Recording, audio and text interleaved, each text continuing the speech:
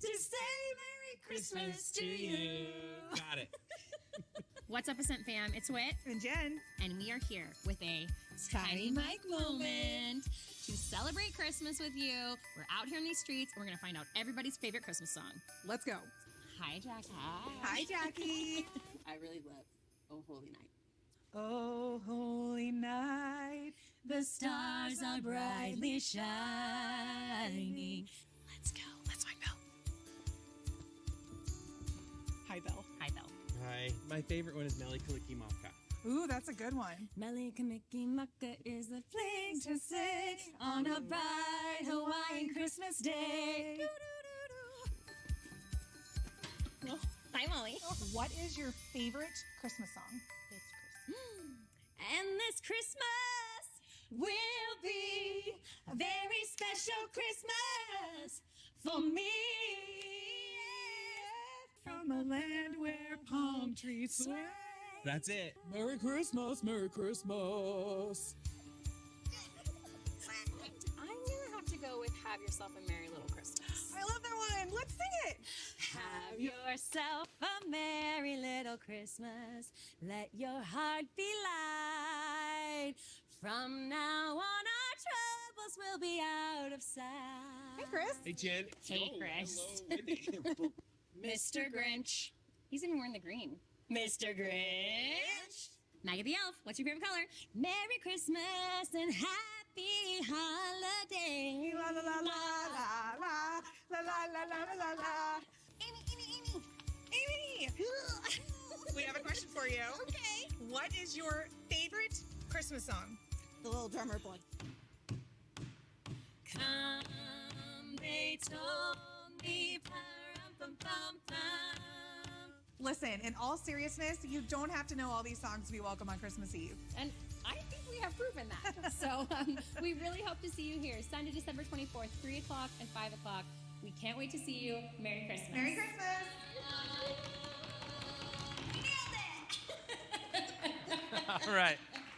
All right. Well, good morning, everybody. I'm Bill Stevens. I'm the lead pastor here. So good to see you all here. Let me be honest with you. I cannot stand Mele Kalikimaka, but I just said it because I wanted them to have to sing it. Actually, it wasn't. I didn't know they were even going to do that. It's the first song that came to my head, and I don't know why that's what came to my head, but that's what it did. You guys, we got 7 days till Christmas. So, okay, here's what we're all going to do. Take a deep breath, all of us. Ready? 1, 2, 3. Okay. I know we got a lot going on. I know you have a lot this week that you still are checking the box of what still need to get done. We do here as well. We're getting ready for Christmas Eve. I'm super thankful that Tina is leading us in worship today, so that Whit and Jen can practice all those songs that we see that she was singing. So we love that. I love it that John is preaching for us today, so that I can work a little bit more on our Christmas Eve sermon and what we're doing there. You guys, it's going to be a lot of fun at 3 o'clock and 5 o'clock next week. It's going to be, we feel like it's going to be probably pretty full, so you're going to probably want to get here early to either one of those to make sure that you guys get a seat, okay? Hey, there's all kinds of things that are happening today with the Christmas shop, with Christmas Eve next week, and even with what's going to happen in the new year. And so some of our staff wanted to give you guys just quick updates on what's going on. So take a look. Okay, people, I just want to give you an update on our Christmas shop this year. So many of you have partnered with us. Thank you for that. And as much as the gifts have been great this year, our atmosphere has been equally wonderful. People have come in, they've gotten to shop, they've gotten to talk. Our volunteers have had a great time. And we've even had a couple of people that unfortunately we couldn't help this year that were able to stay and eat and talk to people. And we just tried to show as much love as we could. And today is our final day from 12 to 7:30. If you can give a donation or anything, we would love to have that if you want to partner even today. And our staff has a chance to come tomorrow morning and walk a few more people through our shop. We just thank you so much for helping us be for the good of the city. And stay tuned for Beth as she has a building update. We are so excited that after a long time of waiting, we actually are under contract and are set to sell about 60% of our building around Christmas. That means that we will own our portion of the building outright. That's so huge.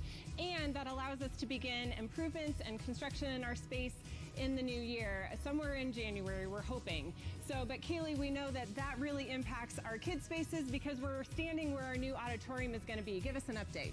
That's right. Our kids' spaces are going to be impacted, but we value our kids so much. So we're working on a great plan as we move forward, and we are going to take it one step at a time, but we're going to follow the school calendar. So on January 7th, we're going to have our babies and toddlers in a room, but we're going to invite everybody else to join us in the auditorium as we kick off the new year in service. Then we are going to work together to make a plan for your kids and keep them engaged during this season.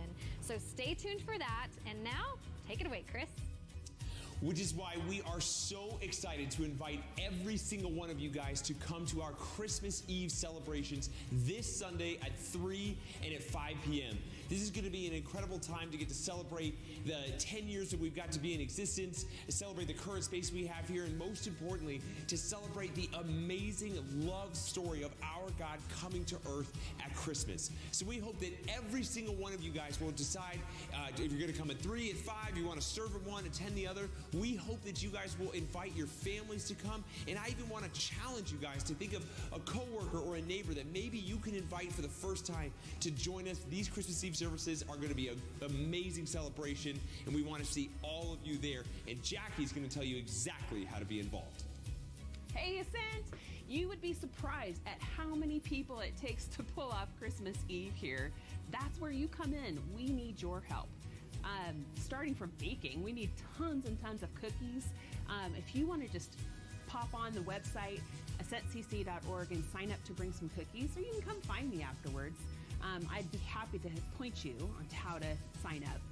Ascent Kids also needs tons of help. We want to make sure that every family, every kid has an excellent experience here on Christmas Eve. So there are plenty of spaces where we want to invite you to serve.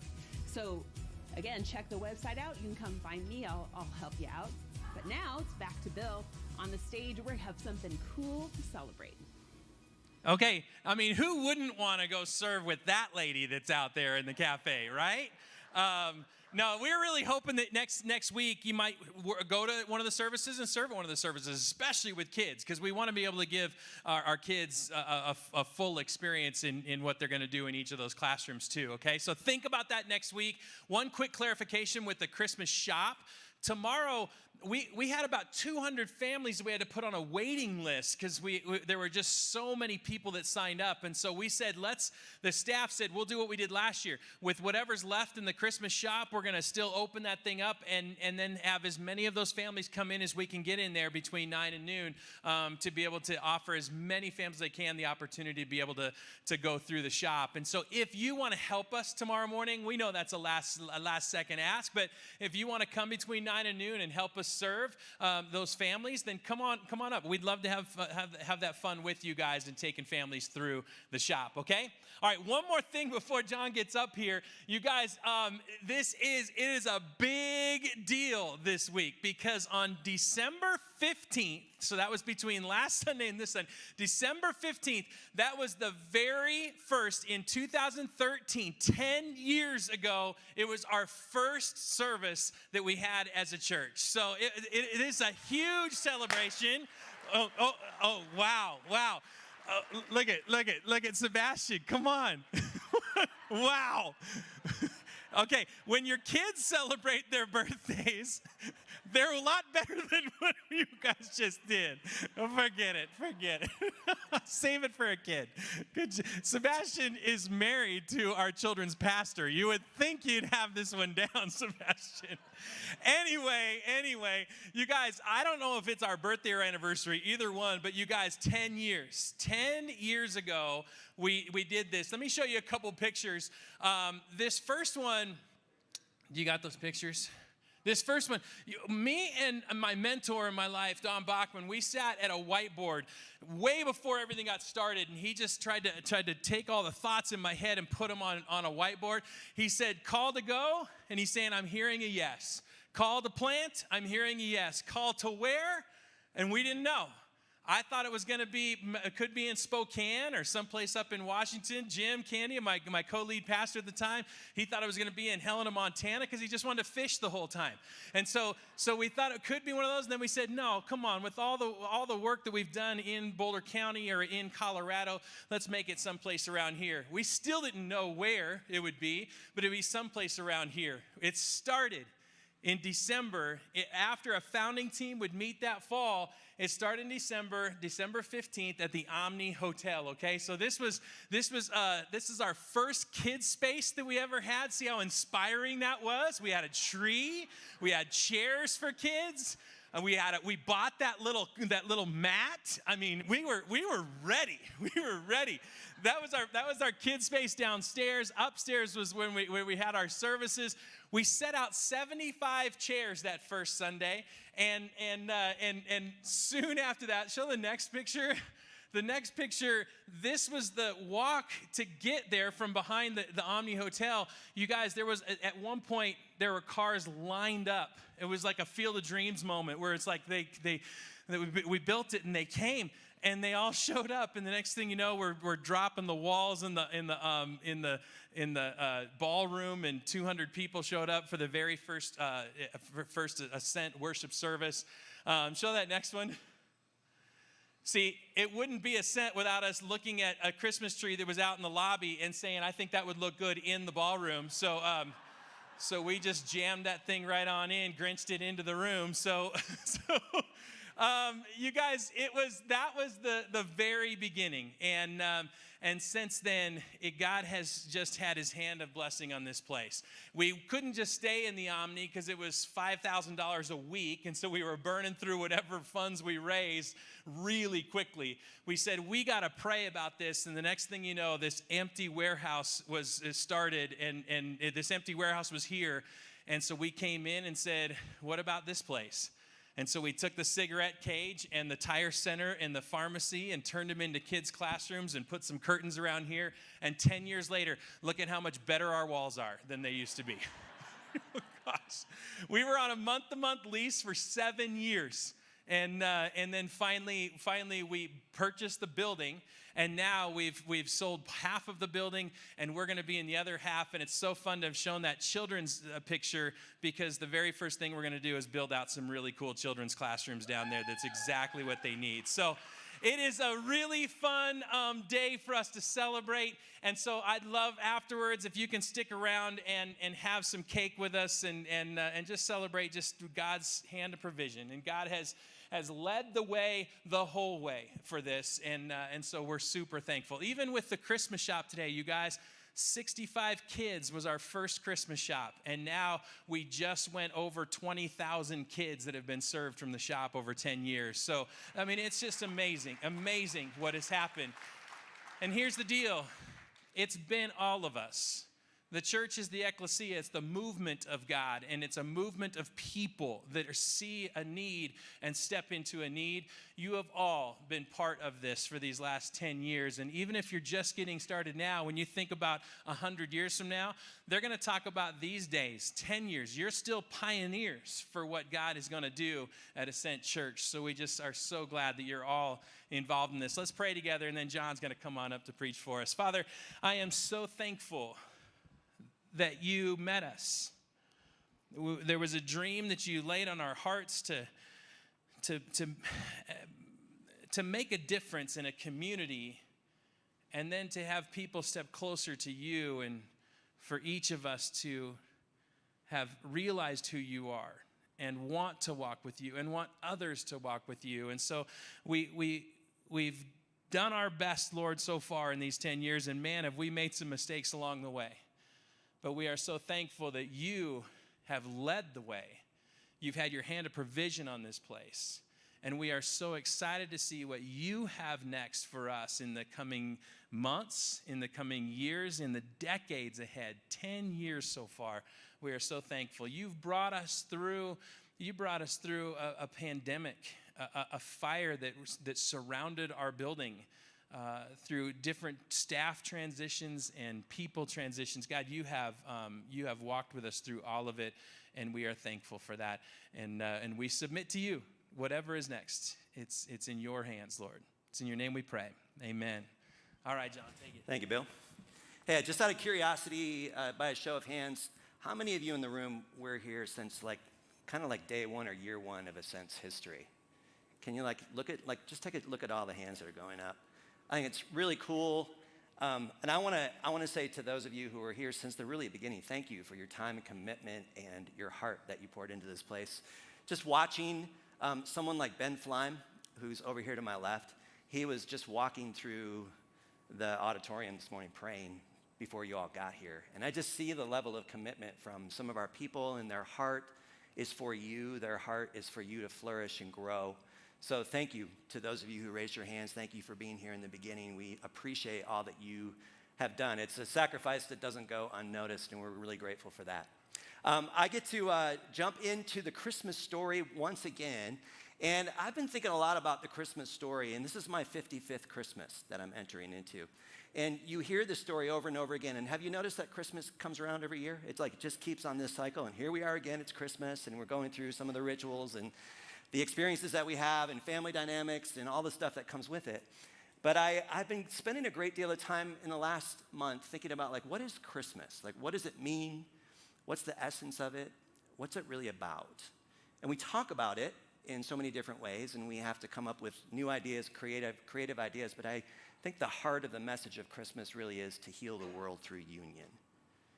And if you think about what Christ did, he came into the world to heal our separate selves and to heal our separate world and to bring in unity and union. And what we experience so much in our reality is separateness and splitness. And Jesus personifies union. In the Gospel of John, his beginning prologue, he talks about how the eternal Word, this Word that existed outside of time and outside of our realm, made a conscious decision to leap down into human history. And I love that expression of leaping down. It was like I can't resist stepping into the human existence and the human story. And so God, in God's eternal self, leaps down into human history and then shows up as Jesus again, once again, to personify union. If you think about that personification of union, what Jesus embodied was spirit and matter coming together. How did the two exist together? Human and divine, there's such a paradox to think about. How does human and divine coexist together? And in Jesus, we see the how. We see Jesus coming down and healing our splitness and our separateness. And so much of our reality and so much of our existence that we experience in this world is about separateness. And when we live in that separate space, many times we start to believe that we're separate from each other. We're separate from ourselves. We're separate from God and the world. And when that separateness becomes the defining narrative of our story, it can lead to anger and depression that so many of us experience because we know that we are not created to experience separateness. So something deep down inside of us tells us we're not here to experience that. We're here to experience union, where God literally takes the whole thing and puts it all together, human and divine and spirit and matter. And then inside of that reality of union, there's questions that come up in the human story so often. And the questions that we live with is what am I doing here? What's it all for? We wake up in the morning and go, okay, another day. How am I going to navigate my way through this day? Where's it all headed? What's my role in this world? And many times we live with those deep questions. And one of my teachers said this years ago, and it has really stuck with me. And he says, I believe that all of this is a school. Every bit of it. It's a school of love, actually. And every day, every mundane moment, every trip to the grocery store, every experience, every interaction that we have with human beings is a school. It's a school of love. Learning how to deal with the mundaneness of life, how to deal with the everydayness of life, how to experience union in separateness and splitness that we so often live with. And I think essentially this is what the Christmas message boils down to, is how do we enter into this union with Christ and love with one another. That's my prologue for this morning as I think about the Christmas story. And what I want to do is I want to take us through a passage of scripture this morning out of Isaiah. And Isaiah speaks a prophetic utterance. And Isaiah's utterance is as follows, and I want you to read along with me as we read Isaiah 40, verses 3 through 5. A voice of one calling, in the wilderness, prepare the way for the Lord. Make straight in the desert a highway for our God. Every valley shall be raised up, every mountain and hill made low. The rough ground shall become level, the rugged places a plain. And the glory of the Lord will be revealed, and all people will see it together, for the mouth of the Lord has spoken. This comes out of a prophetic utterance, and these prophetic utterances that we read about in the biblical narrative, people like Isaiah and Jeremiah and John the Baptist, and I'm even going to throw Mary in there, the mother of Jesus, because we're going to see that her prophetic utterance is similar to the prophetic utterance we read about here in Isaiah, where these prophets are highway makers. They're space creators. They make room for everyone. And so what they do is they declare that the high places will be emptied out and the low places will be filled in. That pathways for everyone will be cleared out so that people have access to God and God to people, for people, and with one another. And so Mary's utterance, she's literally given the gift of the divine and says that this one that lives inside of you now will be the highway maker. And Mary has to make room in her body, in her physical body, to carry this human divine being inside of herself. And as she sits with this divine being inside of her container, inside of her own life, she then breaks into her own prophetic utterance. Even before Jesus comes into the world in a physical manifestation, as Jesus the Christ is growing in Mary's body, she begins to sing a song. It's called her Magnificat, Mary's song. And listen to what she says in her own prophetic utterance. She says, "He has brought down rulers from their thrones, but has lifted up the humble. He has filled the hungry with good things, but has sent away the rich empty." Again, she's a highway maker. She's speaking prophetically that this one, this highway maker, is going to empty out the high places and fill in the low places. That this is good news for the poor. They will be fed, they will be addressed, that this clearance is going to happen. And we're going to build a road where everybody can walk and experience roominess. And if we, as God's people, are going to participate in building highways for people and leveling the ground, we're going to have to participate in the removal of obstacles and learn how to make room for everyone. And that is a difficult thing to do, because if we make room for everyone, that means everyone gets to show up, and we're going to have to change. And there's great cost in creating space and making rooms, like leveling the ground and moving obstacles out of the way so that people have access to God and God to people. We get to participate in that divine work. However, I'm afraid that religion and the religious systems of our society make it very difficult for people to have access to God. They are obstacle makers and creators. They come up with lists and requirements of things and checking off boxes. They fill the world and the narrative with what I call IABs, if, ands, and buts. And we can't be about making IABs. We can't create this narrative around, like, if you do this, then this. And if this happens, and then this happens, and this is how it works, but, and there's always a but attached to it when you're operating in an IAB. And that eliminates, it creates obstacles for people. And what we do so often is we turn the religious thing that's supposed to be setting people free, and we put toll roads on the highways, don't we? And we create transactions.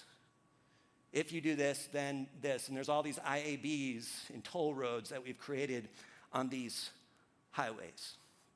Good theology always keeps God free.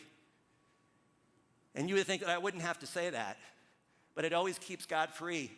And what we do is we always want to tie God up. And we want to put IABs and attach it to the whole system. Because this is what people who believe that they are separate actually create. We create more separateness in the world and division.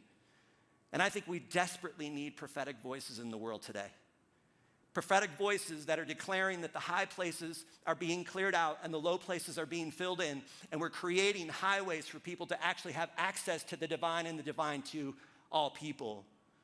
But so often we're attaching these old ways and these old systems, and many times these prophetic voices are not the voices that we think should be operating in the way that they're operating. They're many times out in the margins and they're outside of society, and so we have a hard time hearing them.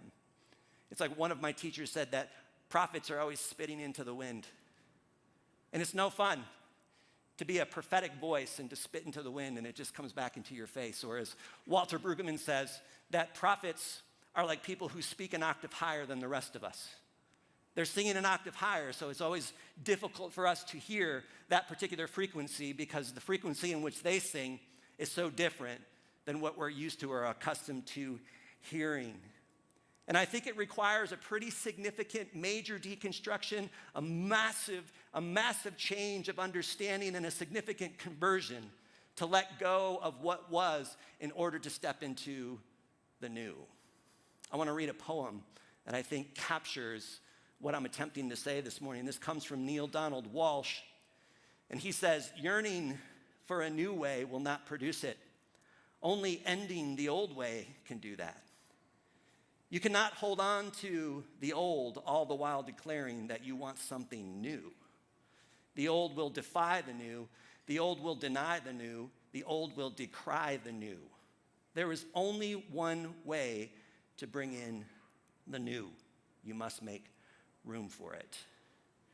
And I'm afraid that there always has to be some kind of major falling apart in order for the new to come in. It's how it works. And I also know that the power of inertia is great. When we think about all the changes that we've experienced in the last couple of years, even in our society, in our culture, through COVID and the breaking down of systems and how things literally shut down. And that power of inertia to always go back to what was. We want to go back because it's what we know.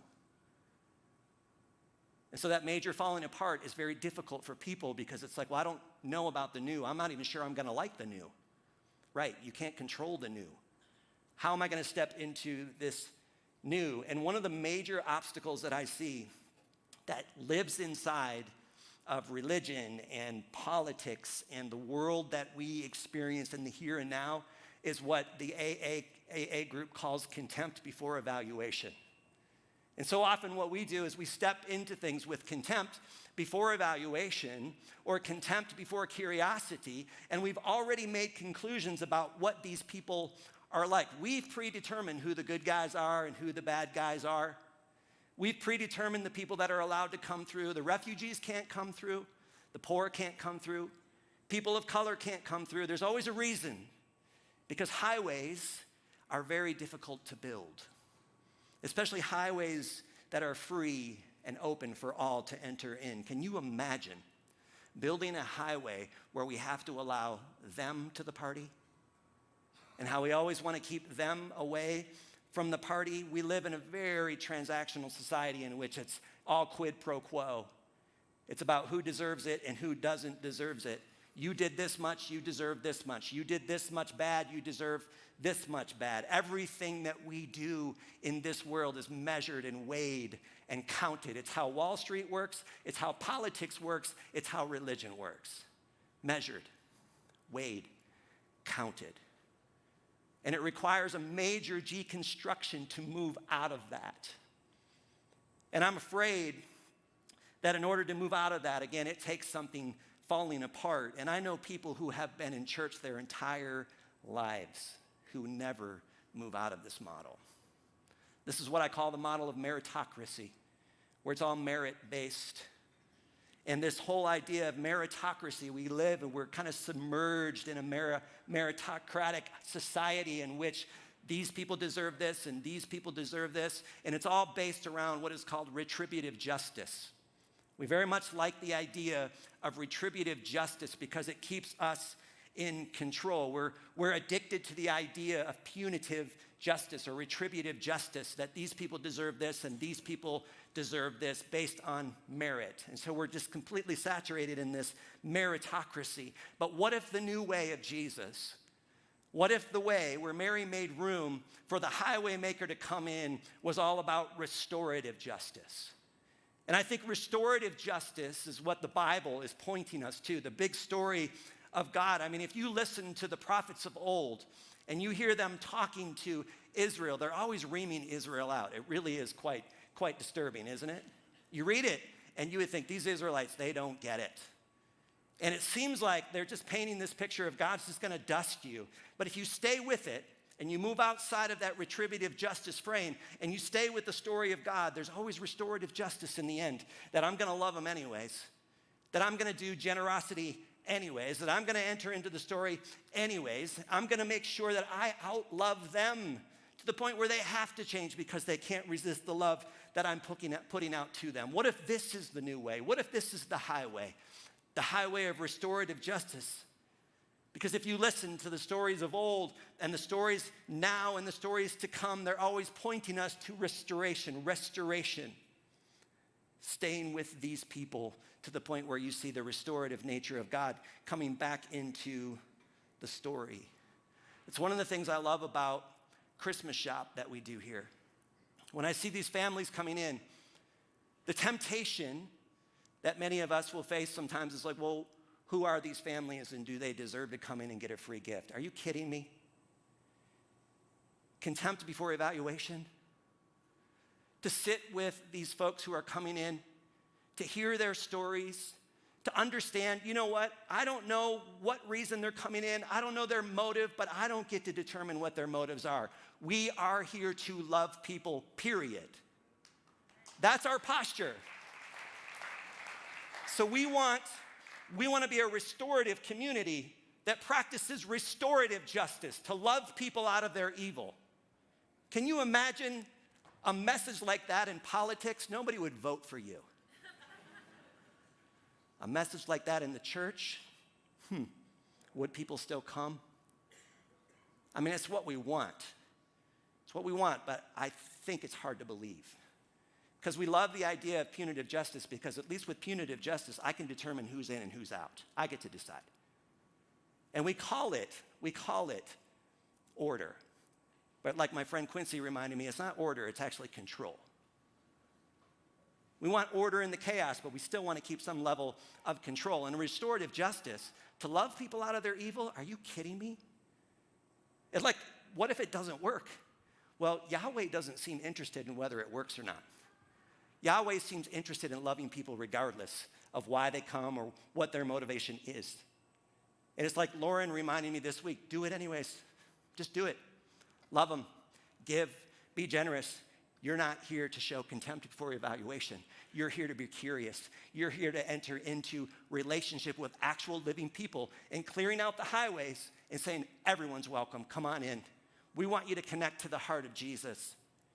And we want to show you what that looks like through our own generosity and through our own love and through our own lives. We want our lives to be a reflective space of restoration and not this punitive model that we so often get attached to, and that our precious little egos can't even entertain the idea of letting go of our opinions. We are so attached to our opinions. We want to be safe, we want to be certain, we want to be in control. But this whole idea of restorative justice, oh my friends, you're just wasting your energy. Spitting into the wind, actually loving people. Do it anyway. It's like the great spiritual mothers and fathers that have gone before us, and they've said this countless times over and over again, and I want you to catch this.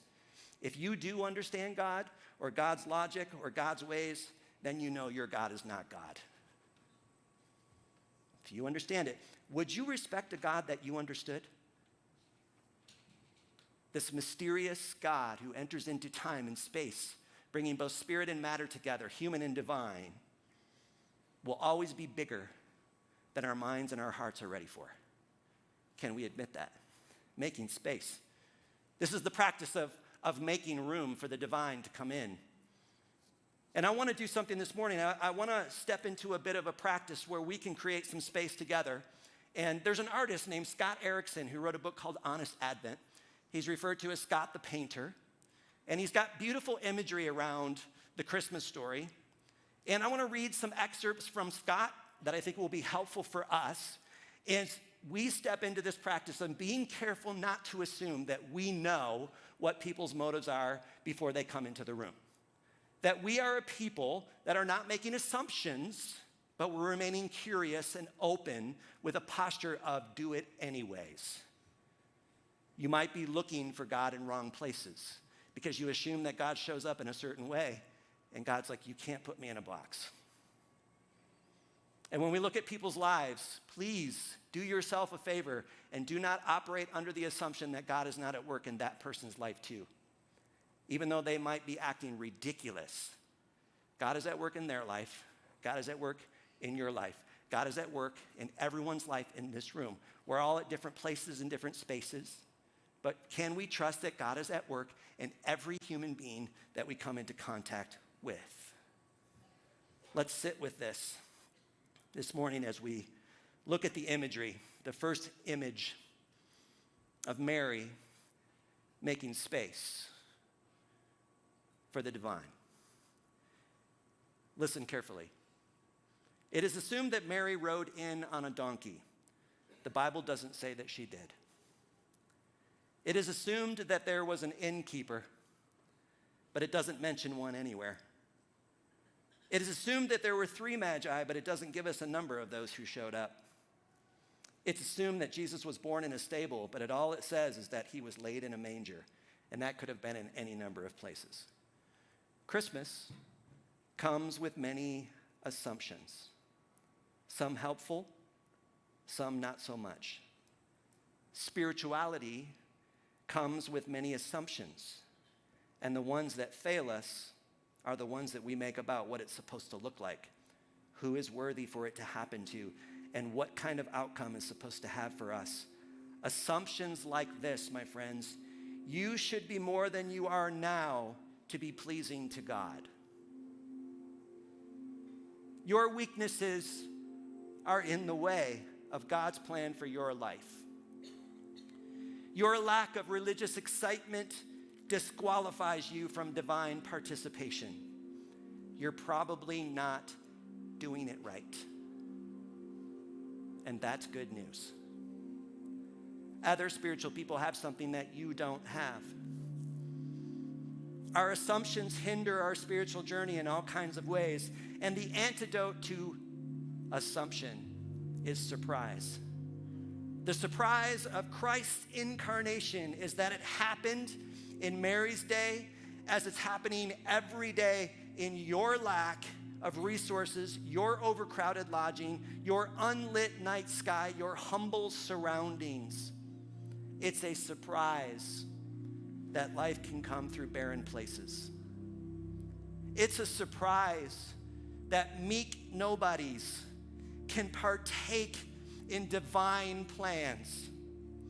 It's a surprise that messengers are all sent along the journey, hidden journey of life to let you know that you are not alone. It's a surprise that you will be given everything you need to accomplish what you've been asked to do. It's a surprise that nothing can separate you from the love of God. Nothing can separate you from love. Your assumptions believe there must be something that can, but surprise, nothing can. Our assumptions hinder our spiritual journey in all kinds of ways. And the antidote to assumption is surprise. May you thank God with joyful surprise at how much you have assumed incorrectly. That's good news. Let's take a moment, sitting with our assumptions, laying them down at the feet of Christ, this incarnate word that lives and breathes in every one of us and in this space and in this world and universe. And inviting this Christ to teach us, lead us in this school of love, actually, how to make space for everyone. That's the heart of the message of Christmas. Everyone is welcome.